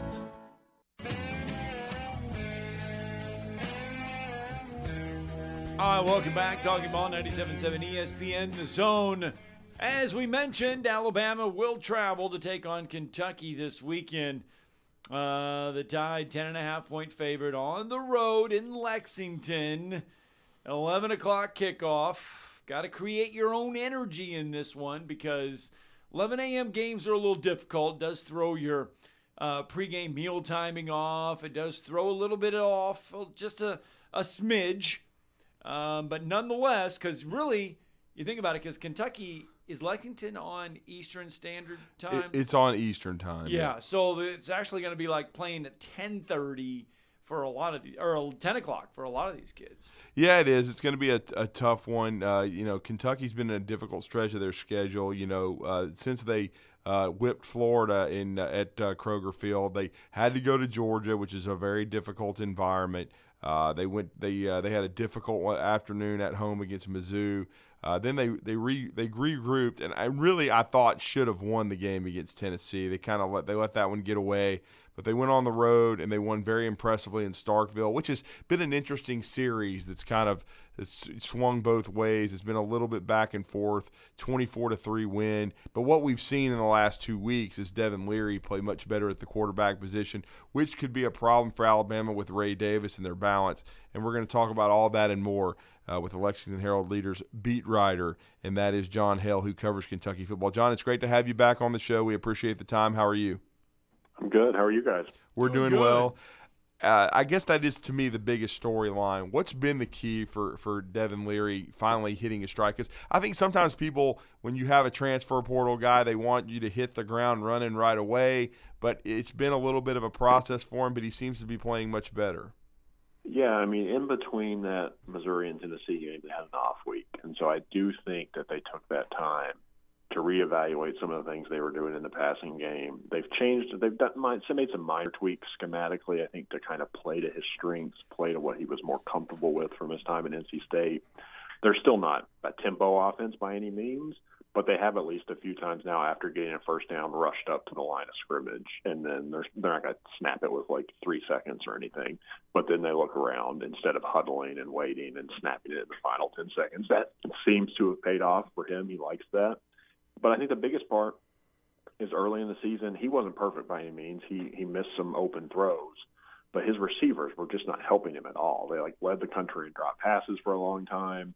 Some of those, the two sophomores, Dane Key and Barryon Brown, who were really impressive as freshmen, they had not taken that next step forward yet. Right. But over the last 3 or 4 weeks, those guys have finally kicked it into gear. Dane Key in particular, starting really with that Georgia game, has been on an upward trajectory. So having those guys help him out more, and then Devin just becoming more comfortable in the offense, seems to have finally helped that passing game click the last 2 weeks.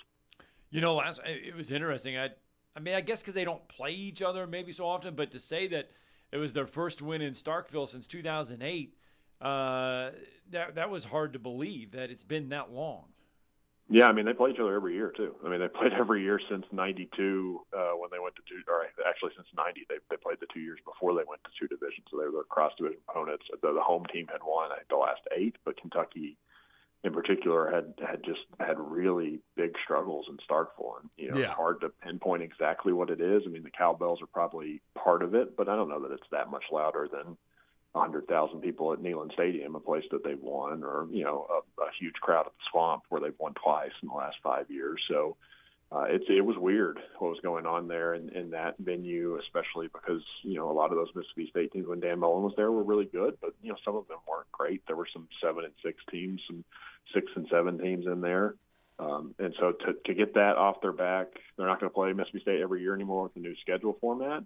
But it was also the first time that Mark Stoops had won a road game at an SEC West school at all. And we know that is interesting.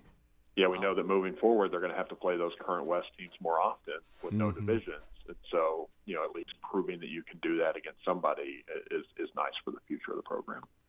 It is. And talk about this matchup with Alabama. Alabama is certainly coming off 2 emotional games, revenge games in a way. They beat Tennessee. They took the bye. Then they beat LSU.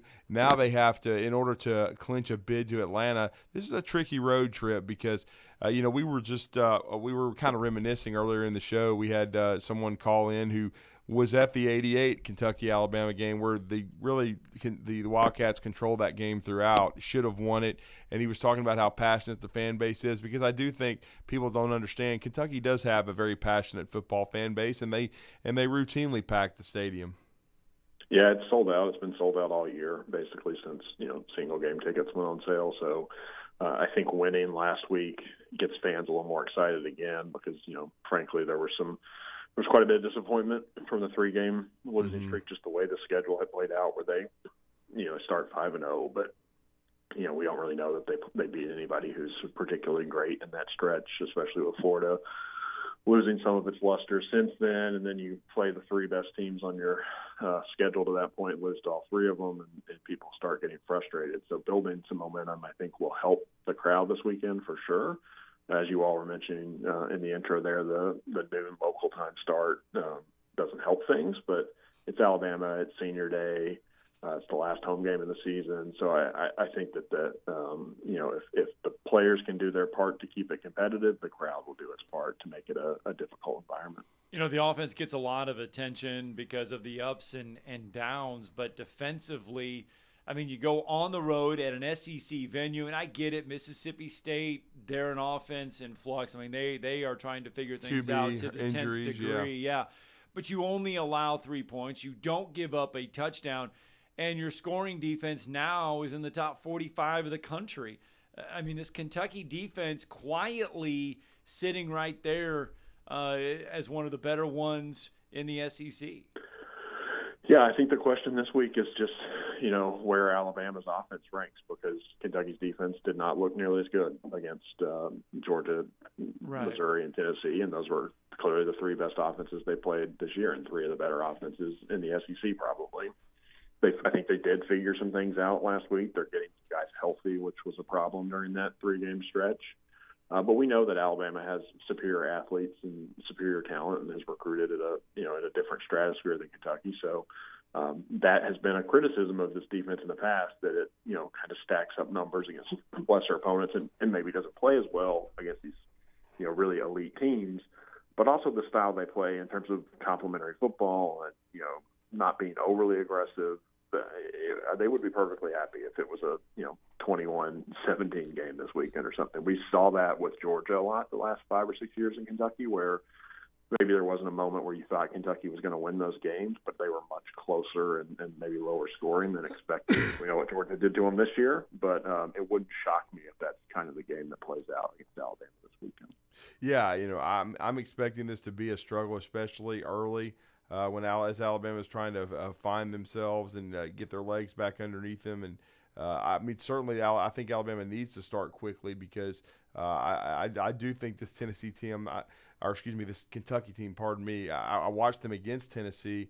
I've watched them 3 or 4 times. I'm not so sure that they're a team that can play from behind. They need to play out front. Ray Davis, of course, is going to need to set the tone physically. Now, Leary, he's capable. Maybe now that he's had the last 2 games where he's played better, perhaps he can rally the Wildcats. But I would think a fast start for Kentucky would be one of the paramount storylines that would need to happen, John. Yeah, absolutely. If you look at that Georgia game, for them, that's what didn't happen. Is they won the toss and elected to defer, and then Georgia immediately scored, and then they had 2 or 3 just mind-numbing penalties early, self-inflicted mistakes, and it was basically out of control by the end of the first quarter. They're just not built to play from behind. You're right. That's just not a strategy that's going to work really well for them. So I think they do need some more offensive balance. For as good as the passing game has been the last 2 weeks, or as improved as it's been, the rushing game has not been as effective, as teams kind of especially Tennessee, really stacked the box and said, you got to beat us through the air. So I think they need to find some balance this weekend to, if they do get up early, or if it's competitive, not get into just a shootout where you're throwing it down the field every play. That's not going to work for them either. But there is at least enough positive strides recently that you don't think that in a home game, senior day, all those things, that this would turn as ugly as the Georgia game did immediately. And if they can avoid that scenario, keep it close into the second half, you never know what's going to happen. Boy, it's interesting because, the last time that Kentucky had this one, Mark Stoops, after the game, his comments about buying the players like Georgia and all of them kind of went viral. Now he's got another chance against another top team to kind of go out there and try to make his case. Yeah, absolutely. And that's an interesting point. That's kind of the bigger story over the entire season. There's this sense in Kentucky, they've gotten to this point now, they're bowl eligible for the 8th straight year. But fans just aren't happy with that anymore. Going to bowl games is not the standard for success. We've seen them win 10 games twice in the last 5 years. So they clearly can do that. But it's kind of what's next? Can you actually contend for a 12-team playoff spot? Can you contend, this year it was, the last 2 years for the East, and the future to get to the SEC championship game? For me, the next step is, consistently beating, or occasionally, I guess, at least beating a program like Tennessee that they've struggled so much against, even when Tennessee was down, and not dropping a game like last year where they lost to Vanderbilt, or when they lost to South Carolina when Will Levis was out, not dropping games you shouldn't lose. But some fans think it's, let's compete against Georgia and Alabama. I think that's unrealistic right now. But if that is your standard for the next step for success, Mark Stoops is absolutely right. They need a much better, NIL and transfer portal and all that stuff. They need a much better support system to have any chance to recruit against those kind of programs. We'll see how that looks moving forward with no SEC schedule. But there is this, it does feel like a real tipping point for this program in terms of, can you not only maintain your success you've had in the new look SEC with Oklahoma and Texas in it, but can you take a step forward? And I don't think we have an answer to that yet. Well, John, what is your before we let you go, if Kentucky's going to stay in this game, have a chance, and potentially pull off the upset, what do they have to do Saturday morning? I mean, I think you're right. They have to start fast, and frankly, they need help. I mean, they'll need Alabama to have a little bit of a hangover from the big games they played recently with the early start, all of those things, and working in their factor. I think if they keep it close, if they play one of those ugly games like we've seen, and we mentioned against Georgia the last 3 or 4 years, then you're going to need just something special. I mean, when they beat Alabama in '97, they've only beaten them twice ever. There was a blocked field goal and a return for a touchdown on that. They're going to probably need something like that to happen in order to pull this off. Maybe it's a Barry-on Brown kickoff return. Maybe it's a defensive score, which they've been good at this year. But they'll need some sort of individual standout play, I think, to happen in the second half to really have a chance. And then I wanted to get a quick update. I know you just put this up on your Twitter account for the Lexington Herald-Leader. What has been the vision issue for Devin Leary? What's been going on? Yeah, so it was weird. They told us initially after the game when on Saturday, because he didn't play in the fourth quarter at all against Mississippi State. Gotcha. He had something in his eye. Oh, weird. But it appears since then that there was a throw in the end zone on the second to last drive. He was in there where he got hit. His head kind of banged on the ground. I think it was some sort of like concussion-like symptom. He told us yesterday that he basically got his bell rung. But he's cleared. He's practicing. They announced for sure he's going to play this weekend. So it seems like a non-story for now, but it's at least something to monitor if he gets hit again this weekend. Interesting. Well, great stuff and intel as always, John. We appreciate it taking time out of your busy schedule. Let everybody know how to connect with your coverage. Yeah, it's John Hale, JONHALE _HL on Twitter, and then KentuckySports.com. Thank you, sir. Thanks, John. Thanks for having me, guys. All right, John Hale with us. Let's get a break in. Final one. Tomorrow's headlines today wraps us up.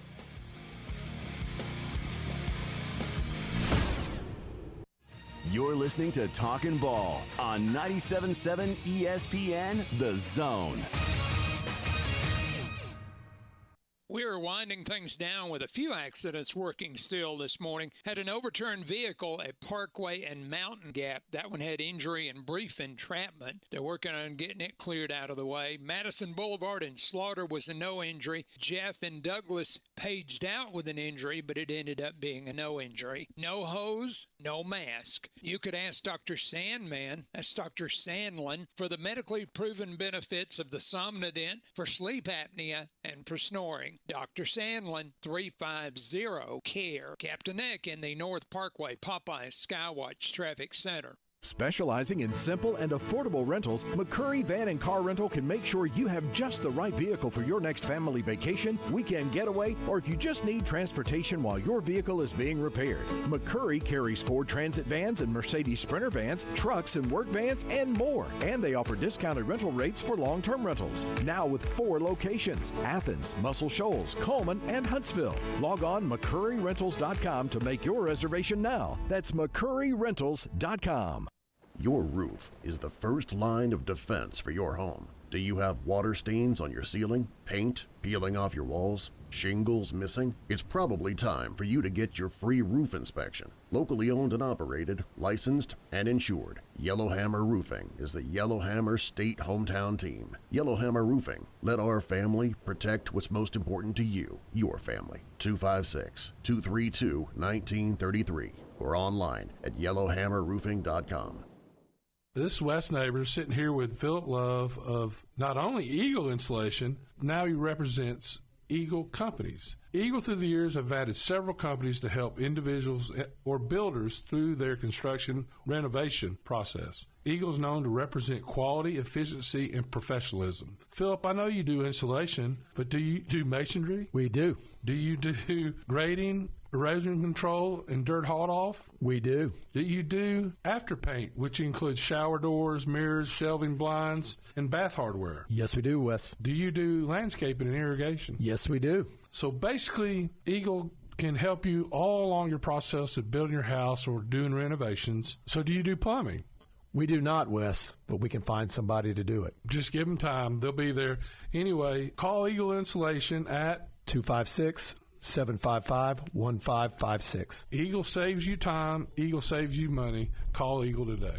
Thanks, Wes. Tom Abraham here for my friends at North Alabama Mortgage. Did you know that average home equity is at an all-time high? But so is average consumer debt. Even though rates are higher now, you can use your equity to pay off your high consumer debt, student loans, etc., then refi when the rates drop. Don't put off that new home purchase. When rates drop, prices will go up. Buy now and get the best price and then refi when the rates drop. This is the time to talk to the experts at North Alabama Mortgage. Visit NorthAlabamaMortgage.com for more information. Isn't the story of the prodigal son an amazing story? Basically, a rowdy boy who literally wished his father dead ran away and consumed his wealth with hard and fast living. Yet the father looked for his return every day, and when the boy got tired of eating pig slop, he decided to return. What did the father do? As soon as he saw that boy, he ran to him, threw his arms around him, and killed the fatted calf for a great celebration. Hey, I'm John Dees, pastor of the Cross Point Church. If you're looking for a church home, come see us, smack dab across the street from the YMCA in Madison.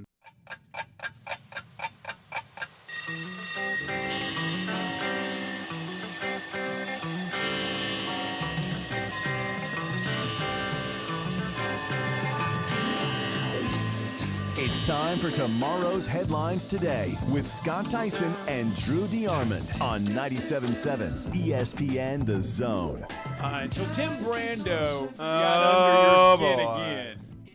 And he got you all fired up before you even walked in today. Yeah. And for those that don't know, and this is why he got you all fired up, because he's a tick turd. A lot of people just want to let it die, okay? Just move on. It's over with. But Tim Brando does not want to let it rest. Going back to the Alabama-LSU game and the hit, Tim Brando yesterday via his Twitter page says, I do my best all the time, and frankly, you guys need to move on. All I said is the definition of targeting. The hit was initiated to the head and neck area. By rule, that means the chin strap area. And yeah, he was driven to the ground, and that's targeting. How wasn't it called? Well, in any game involving any other team in that league, then he goes the @SEC, it would, in his opinion, have been called. I never called it dirty. He said that's hyperbolic reaction from the toxic Bammers on X/Twitter. Business as usual in the good old boy SEC. He can go to hell. Tim Brando can go to hell. He will never be on this show. I would tell him to his face to piss off. He's a piece of trash. He's an embarrassment to the profession. He has a bad toupee. He wore a purple shirt to the 2011 National Championship game because he thought LSU was going to be the greatest team of all time, and their ass didn't get past midfield. I listened to his radio show just to listen to him waller in his own pity the next day, and it was glorious. He's a pissant. So he's not coming for dinner. Hell no. You'll get another toupee, jackass. We'll be back at it tomorrow morning. Who's not coming to dinner tomorrow?